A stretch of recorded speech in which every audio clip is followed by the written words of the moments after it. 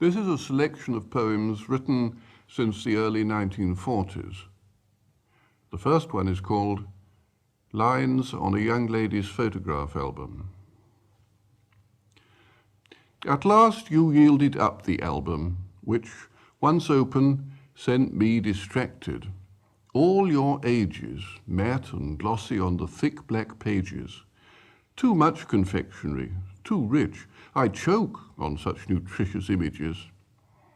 My swivel eye hungers from pose to pose, in pigtails clutching a reluctant cat, or furred yourself, a sweet girl graduate, or lifting a heavy-headed rose beneath a trellis, or in a trilby hat, faintly disturbing that in several ways.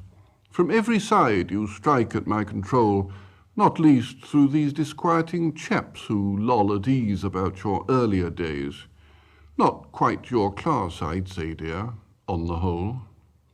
But oh, photography, as no art is, faithful and disappointing, that records dull days as dull, and hold its smiles as frauds, and will not censor blemishes like washing lines and Hall's distemper boards, but shows the cat as disinclined, and shades a chin as doubled when it is. What grace your candour thus confers upon her face, how overwhelmingly persuades that this is a real girl in a real place, in every sense empirically true? Or is it just the past, those flowers, that gate, these misty parks and motors, lacerate simply by being over? You contract my heart by looking out of date. Yes, true, but in the end, surely, we cry not only at exclusion, but because it leaves us free to cry. We know what was won't call on us to justify our grief, however hard we yowl across the gap from eye to page. So, I am left to mourn, without a chance of consequence, you, balanced on a bike against a fence, to wonder if you'd spot the theft of this one of you, bathing, to condense, in short, a past that no one now can share, no matter whose your future.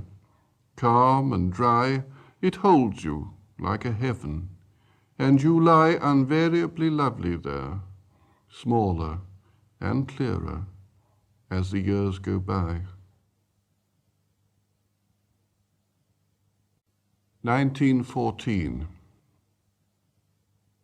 Those long, uneven lines, standing as patiently as if they were stretched outside the Oval or Villa Park, the crowns of hats, the sun on moustached archaic faces grinning, as if it were all an August bank holiday lark, and the shut shops, the bleached established names on the sunblinds, the farthings and sovereigns, and dark-clothed children at play called after kings and queens, the tin advertisements for cocoa and twist, and the pubs wide open all day, and the countryside not caring, the place names all hazed over with flowering grasses, and fields shadowing doomsday lines under wheat's restless silence, the differently dressed servants with tiny rooms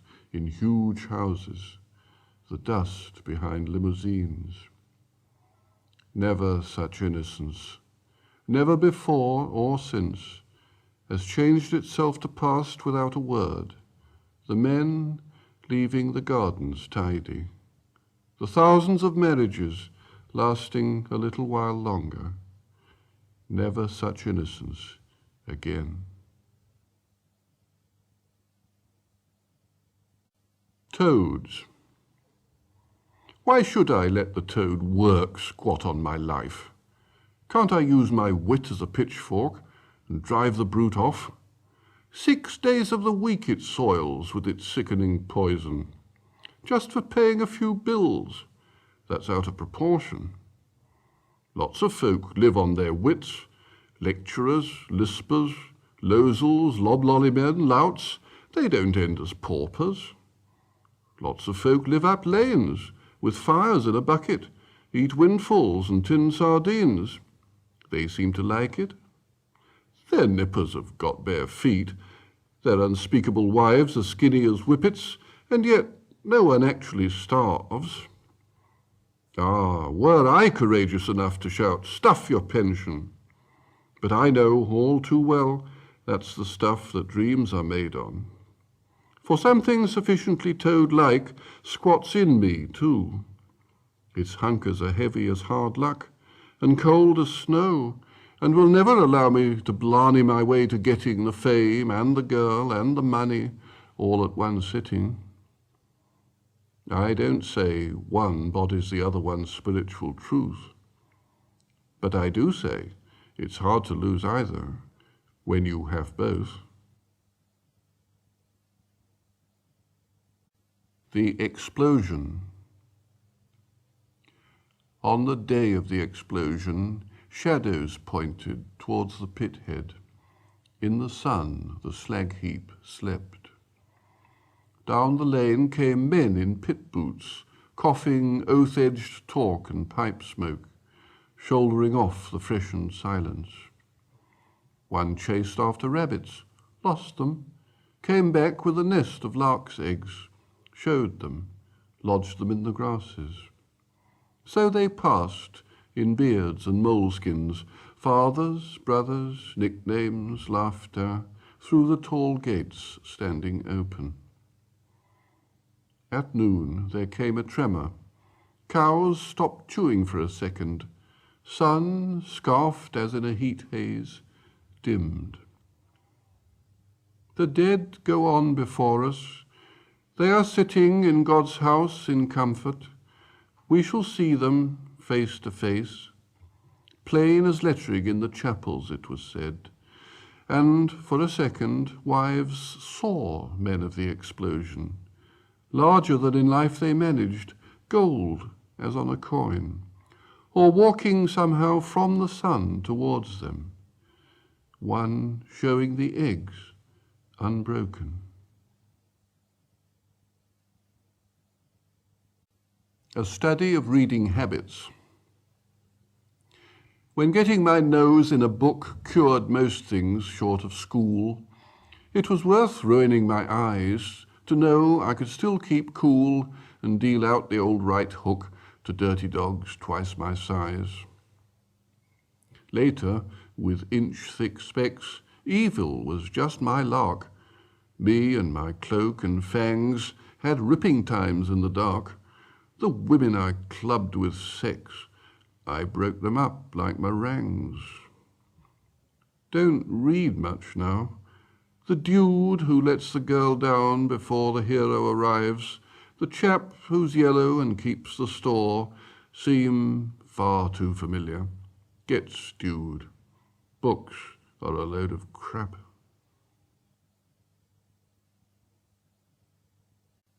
Home is so sad. Home is so sad.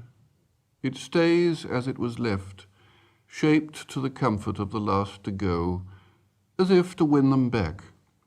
Instead, bereft of anyone to please, it withers so, having no heart to put aside the theft and turn again to what it started as, a joyous shot at how things ought to be, long fallen wide. You can see how it was. Look at the pictures and the cutlery, the music in the piano stool, that vase. This is poem 10 from a collection called The North Ship. Within the dream you said, "Let us kiss then, in this room, in this bed. But when all's done, we must not meet again."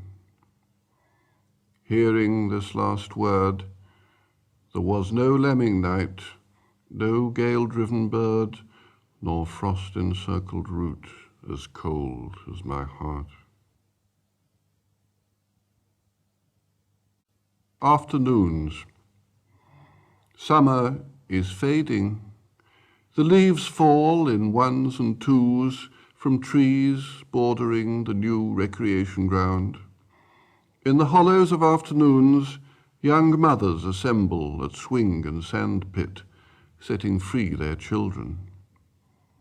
Behind them, at intervals, stand husbands in skilled trades, an estate full of washing, and the albums lettered Our Wedding lying near the television. Before them, the wind is ruining their courting places, that are still courting places, but the lovers are all in school, and their children, so intent on finding more unripe acorns, expect to be taken home. Their beauty has thickened. Something is pushing them to the side of their own lives. The Old Fools. What do they think has happened, the old fools, to make them like this? Do they somehow suppose it's more grown up when your mouth hangs open and drools, and you keep on pissing yourself, and can't remember who called this morning? Or that, if they only chose, they could alter things back to when they danced all night, or went to their wedding, or sloped arms some September? Or do they fancy there's really been no change, and they've always behaved as if they were crippled, or tight, or sat through days of sin-continuous dreaming, watching light move? If they don't, and they can't, it's strange. Why aren't they screaming? At death, you break up. The bits that were you start speeding away from each other forever, with no one to see. It's only oblivion, true. We had it before.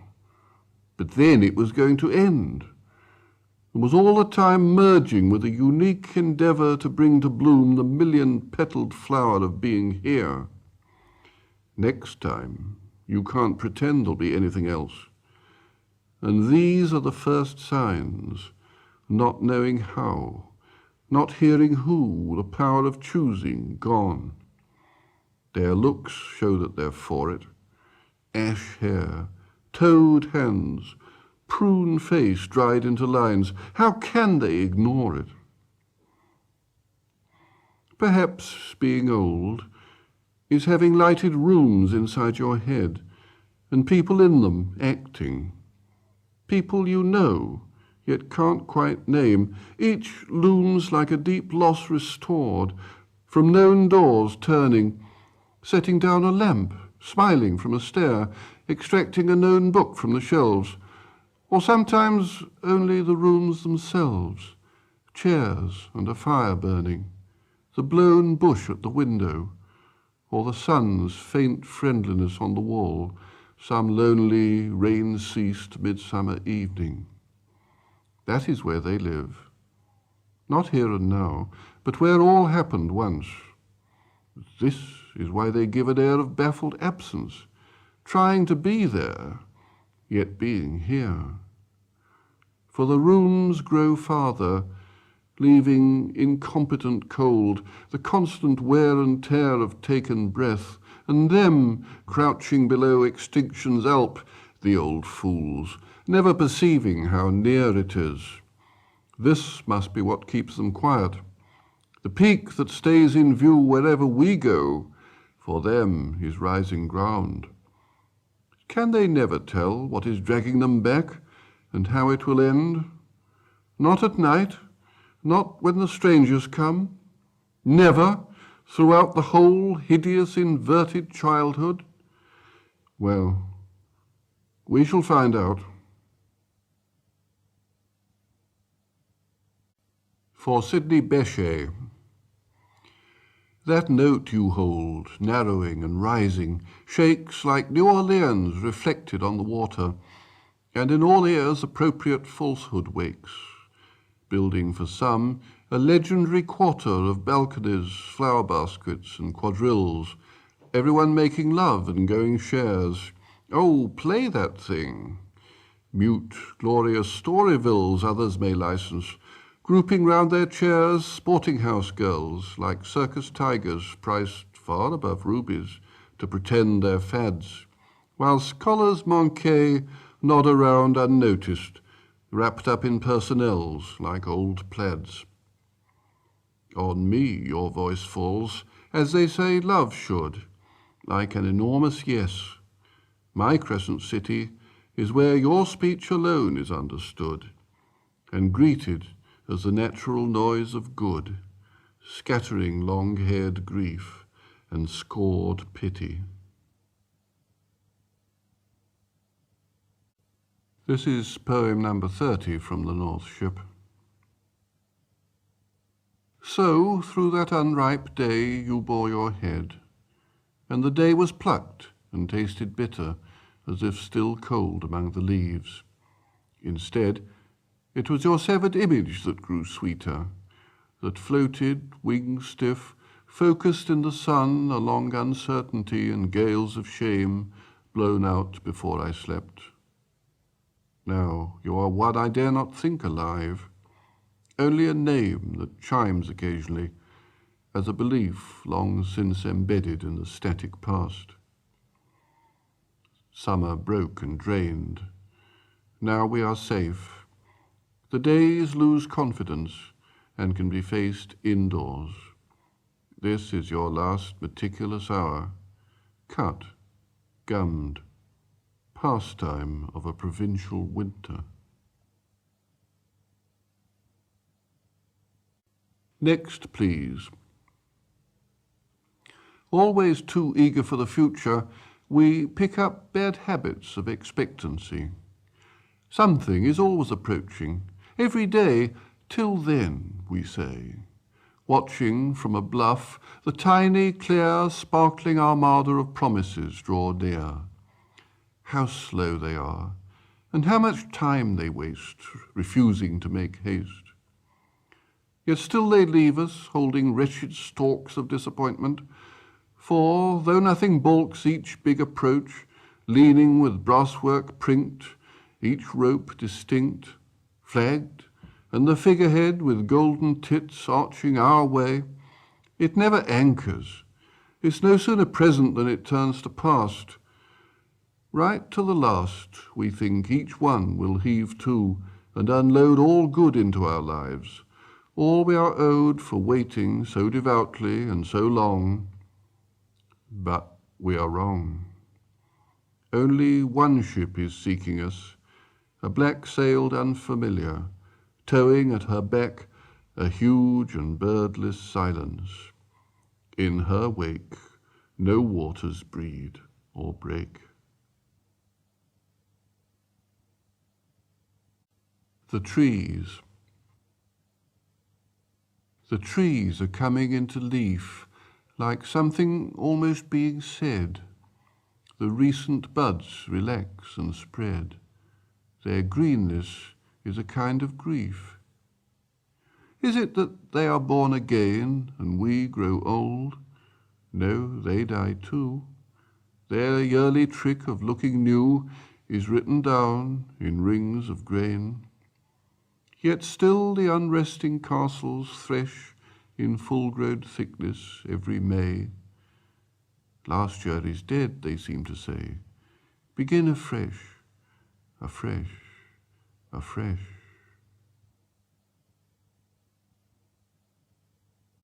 Church-going. Once I am sure there's nothing going on, I step inside, letting the door thud shut. Another church, matting, seats and stone and little books, sprawlings of flowers cut for Sunday, brownish now, some brass and stuff up at the holy end, the small, neat organ, and a tense, musty, unignorable silence, brewed God knows how long. Hatless, I take off my cycle clips in awkward reverence, move forward, run my hand around the font. From where I stand, the roof looks almost new, cleaned or restored. Someone would know. I don't. Mounting the lectern, I peruse a few hectoring large-scale verses and pronounce, "Yah endeth," much more loudly than I'd meant. The echoes snigger briefly. Back at the door, I sign the book, donate an Irish sixpence, reflect the place was not worth stopping for. Yet stop I did. In fact, I often do, and always end much at a loss, like this, wondering what to look for. Wondering, too, when churches fall completely out of use, what we shall turn them into. If we shall keep a few cathedrals chronically on show, their parchment, plate and pyx in locked cases, and let the rest rent-free to rain and sheep. Shall we avoid them as unlucky places? Or, after dark, will dubious women come to make their children touch a particular stone? Pick simples for a cancer, or on some advised night see walking a dead one. Power of some sort or other will go on, in games, in riddles, seemingly at random. But superstition, like belief, must die. And what remains when disbelief has gone? Grass, weedy pavement, brambles, buttress, sky, a shape less recognizable each week, a purpose more obscure. I wonder who will be the last, the very last, to seek this place for what it was. One of the crew that tap and jot and know what rude lofts were? Some ruin bibber, randy for antique, or Christmas addict, counting on a whiff of gown and bands and organ pipes and myrrh? Or will he be my representative, bored, uninformed, knowing the ghostly silt dispersed, yet tending to this cross of ground through suburb scrub, because it held unspilt so long and equably what since is found only in separation, marriage and birth and death, and thoughts of these, for which was built this special shell. For though I've no idea what this accoutred frowsty barn is worth, it pleases me to stand in silence here. A serious house on serious earth it is, in whose blent air all our compulsions meet, are recognized and robed as destinies. And that much never can be obsolete, since someone will forever be surprising a hunger in himself to be more serious, and gravitating with it to this ground, which, he once heard, was proper to grow wise in, if only that so many dead lie round. The Whitsun Weddings. That Whitsun I was late getting away. Not till about 1:20 on the sunlit Saturday did my 3/4 empty train pull out, all windows down, all cushions hot, all sense of being in a hurry gone. We ran behind the backs of houses, crossed a street of blinding windscreens, smelt the fish dock. Thence the river's level drifting breadth began, where Skye and Lincolnshire and water meet. All afternoon, through the tall heat that slept for miles inland, a slow and stopping curve southwards we kept. Wide farms went by, short-shadowed cattle, and canals with floatings of industrial froth. A hothouse flashed uniquely, hedges dipped and rose, and now and then a smell of grass displaced the reek of buttoned carriage cloth until the next town, new and nondescript, approached with acres of dismantled cars. At first, I didn't notice what a noise the weddings made, each station that we stopped at. Sun destroys the interest of what's happening in the shade, and down the long, cool platforms, whoops and skirls I took for porters larking with the mails, and went on reading. Once we started, though, we passed them, grinning and pomaded, girls in parodies of fashion, heels and veils, all posed irresolutely, watching us go, as if out on the end of an event, waving goodbye to something that survived it, struck, I leant more promptly out next time, more curiously, and saw it all again in different terms. The fathers with broad belts under their suits and seamy foreheads, mothers loud and fat, an uncle shouting smut, and then the perms, the nylon gloves and jewellery substitutes, the lemons, mauves and olive ochres that marked off the girls unreally from the rest. Yes, from cafes and banquet halls up yards, and bunting-dressed coach-party annexes, the wedding days were coming to an end. All down the line fresh couples climbed aboard, the rest stood round, the last confetti and advice were thrown, and as we moved, each face seemed to define just what it saw departing. Children frowned at something dull. Fathers had never known success so huge and wholly farcical. The women shared the secret like a happy funeral, while girls, gripping their handbags tighter, stared at a religious wounding. Free at last, and loaded with the sum of all they saw, we hurried towards London, shuffling gouts of steam.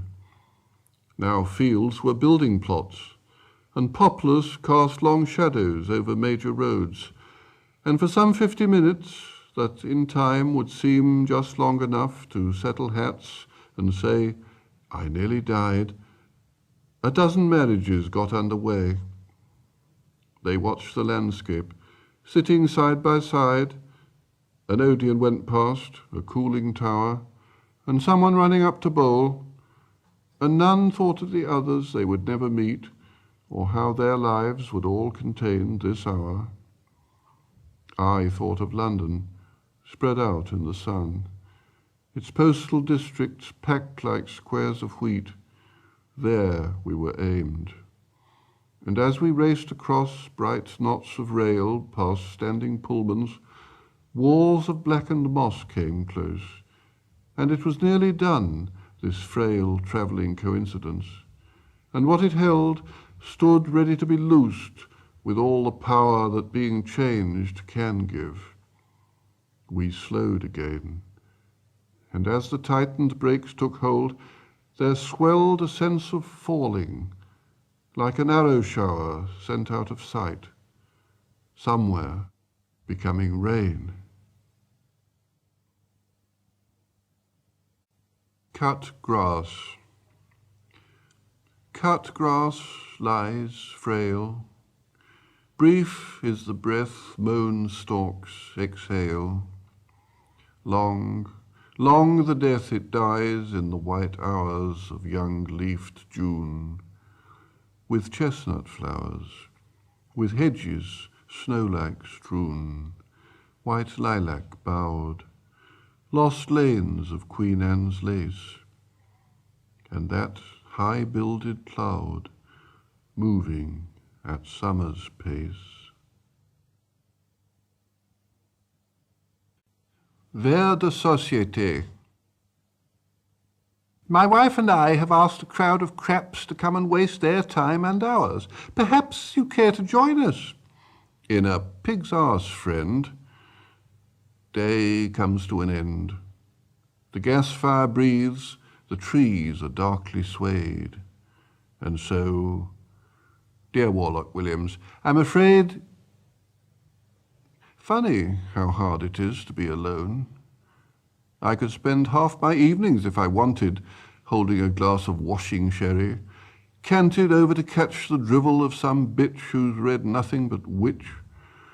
Just think of all the spare time that has flown straight into nothingness by being filled with forks and faces, rather than repaid under a lamp, hearing the noise of wind, and looking out to see the moon thinned to an air-sharpened blade. A life, and yet how sternly it's instilled, all solitude is selfish. No one now believes the hermit with his gown and dish talking to God, who's gone too. The big wish is to have people nice to you, which means doing it back somehow. Virtue is social. Are then these routines playing at goodness, like going to church? Something that bores us, something we don't do well? Asking that ass about his fool research. But try to feel, because however crudely it shows us what should be. Too subtle that. Too decent too. Oh hell. Only the young can be alone freely.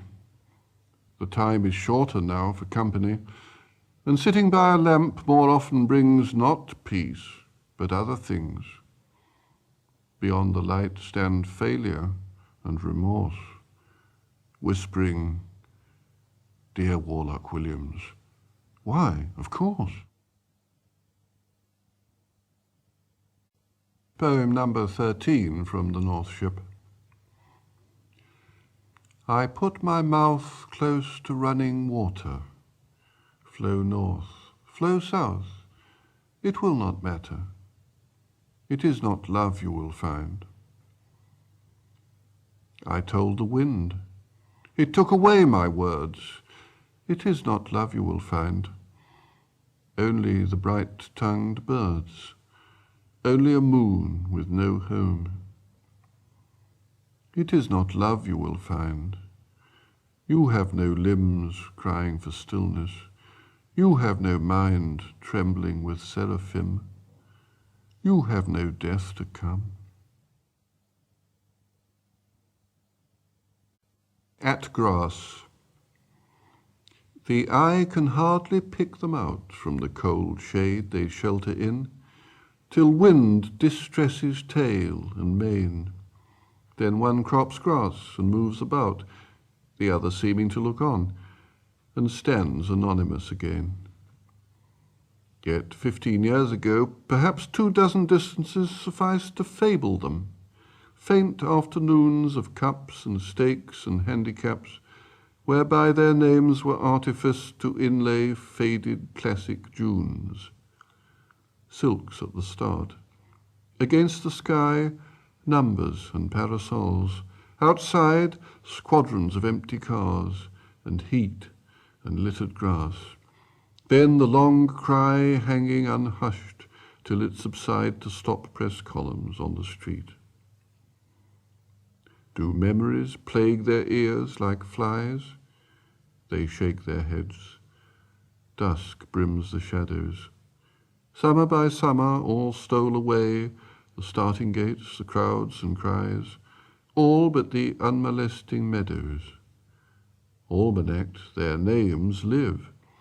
They have slipped their names, and stand at ease, or gallop for what must be joy, and not a field glass sees them home, or curious stopwatch prophesies. Only the groom and the groom's boy with bridles in the evening come. Mr. Bleeny.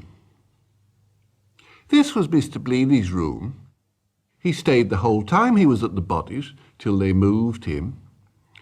Flowered curtains, thin and frayed, fall to within 5 inches of the sill, whose window shows a strip of building land, tussocky, littered. Mr. Bleeny took my bit of garden properly in hand. Bed, upright chair, 60-watt bulb, no hook behind the door, no room for books or bags. I'll take it. So it happens that I lie where Mr. Bleeny lay, and stub my fags on the same saucer souvenir, and try stuffing my ears with cotton wool to drown the jabbering set he egged her on to buy. I know his habits, what time he came down, his preference for sauce to gravy, why he kept on plugging at the 4 aways, likewise their yearly frame, the Frinton folk who put him up for summer holidays, and Christmas at his sister's house in Stoke. But if he stood and watched the frigid wind tousling the clouds, lay on the fusty bed, telling himself that this was home, and grinned and shivered, without shaking off the dread that how we live measures our own nature, and at his age, having no more to show than one hired box should make him pretty sure he warranted no better. I don't know.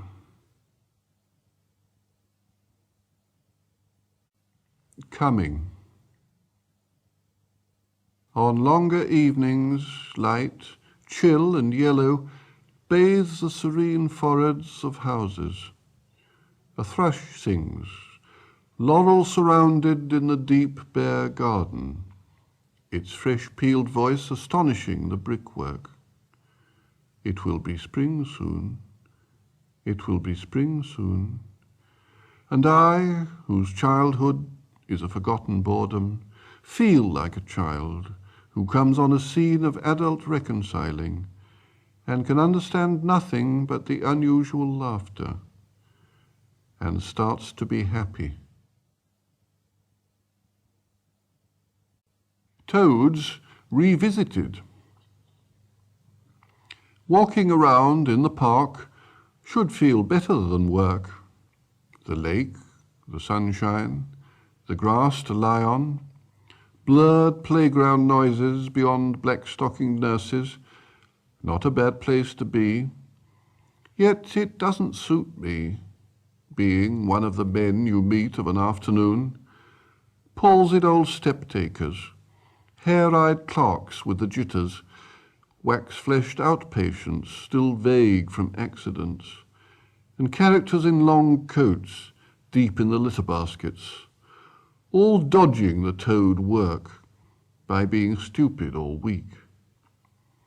Think of being them, hearing the hours chime, watching the bread delivered, the sun by clouds covered, the children going home.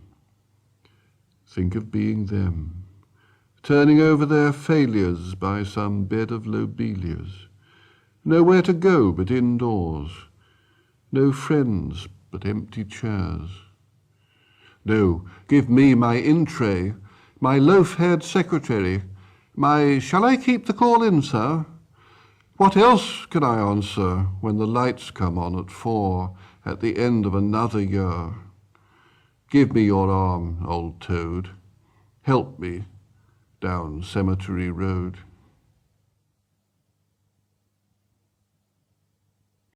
The building. Higher than the handsomest hotel, the lucent comb shows up for miles, but see, all round it, close-ribbed streets rise and fall, like a great sigh out of the last century. The porters are scruffy. What keep drawing up at the entrance are not taxis. And in the hall, as well as creepers, hangs a frightening smell. There are paperbacks and tea at so much a cup, like an airport lounge, but those who tamely sit on rows of steel chairs turning the rip to mags haven't come far. More like a local bus, these outdoor clothes and half-filled shopping bags, and faces restless and resigned, although every few minutes comes a kind of nurse to fetch someone away. The rest refit cups back to saucers, cough, or glance below seats for dropped gloves or cards. Humans, caught on ground curiously neutral, homes and names suddenly in abeyance. Some are young, some old, but most at that vague age that claims the end of choice, the last of hope, and all here to confess that something has gone wrong. It must be error of a serious sort, for see how many floors it needs, how tall it's grown by now, and how much money goes in trying to correct it. See the time, 11:30 on a working day, and these picked out of it. See, as they climb to their appointed levels, how their eyes go to each other, guessing. On the way, someone's wheeled past in washed-to-rags ward clothes. They see him too. They're quiet. To realize this new thing held in common makes them quiet. For past these doors are rooms, and rooms past those, and more rooms yet, each one further off and harder to return from. And who knows which he will see and when? For the moment, wait. Look down at the yard. Outside seems old enough. Red brick, lagged pipes, and someone walking by it out to the car park, free. Then, past the gate, traffic, a locked church, short terraced streets where kids chalk games and girls with hairdos fetch their separates from the cleaners. Oh world, your loves, your chances are beyond the stretch of any hand from here.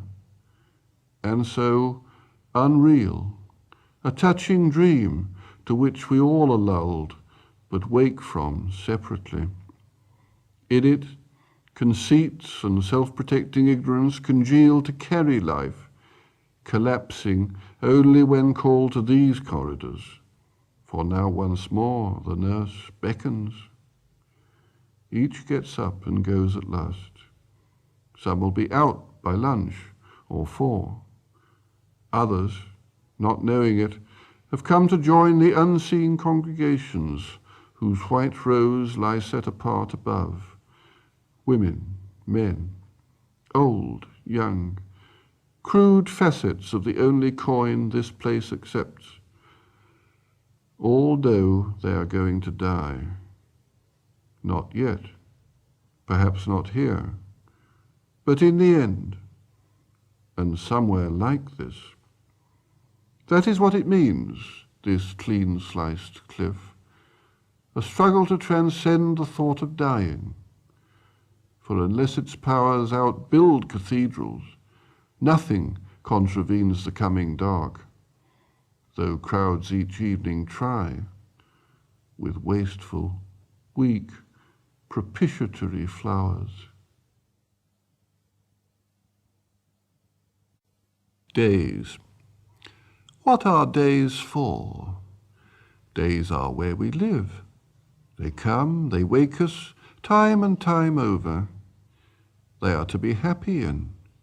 Where can we live but days? Solving that question brings the priest and the doctor in their long coats running over the fields. Wires. The widest prairies have electric fences, for though old cattle know they must not stray, young steers are always scenting purer water, not here but anywhere. Beyond the wires leads them to blunder up against the wires, whose muscle-shredding violence gives no quarter.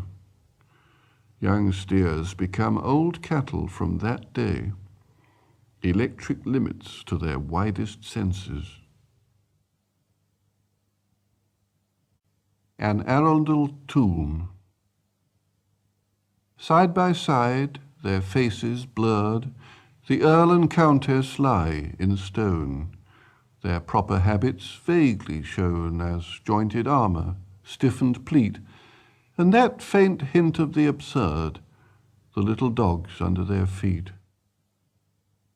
Such plainness of the pre-baroque hardly involves the eye until it meets his left-hand gauntlet, still clasped empty in the other, and one sees, with a sharp, tender shock, his hand withdrawn, holding her hand. They would not think to lie so long.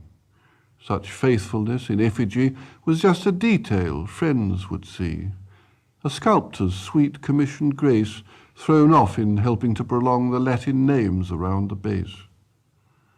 They would not guess how early in their supine stationary voyage the air would change to soundless damage, turn the old tenantry away. How soon succeeding eyes begin to look, not to read. Rigidly they persisted, linked through lengths and breadths of time. Snow fell, undated. Light each summer thronged the glass. A bright litter of bird calls strewed the same bone-riddled ground. And up the paths the endless altered people came, washing at their identity. Now, helpless in the hollow of an unarmorial age, a trough of smoke in slow suspended skeins above their scrap of history, only an attitude remains. Time has transfigured them into untruth.